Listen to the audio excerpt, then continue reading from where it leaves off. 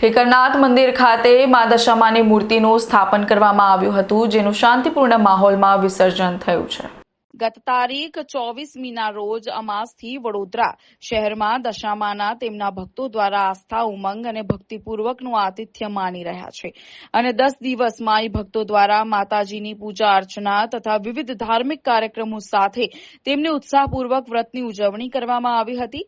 ત્યારે 10 દિવસ ચાલેલા દશામાના ઉત્સવ બાદ ગઈકાલે વિસર્જનનો દિવસ હોય ઠેકરનાથ ખાતે સ્થાપના કરાયેલ દશામાની પ્રતિમાનું વાજતે ગાજતે વિસર્જન યાત્રા યોજી સન્માનપૂર્વક માતાજીનું તળાવમાં વિસર્જન કરવામાં આવ્યું હતું. આ વિસર્જન યાત્રામાં મોટી સંખ્યામાં ભક્તો, સેવકો અને શ્રદ્ધાળુઓ જોડાયા હતા.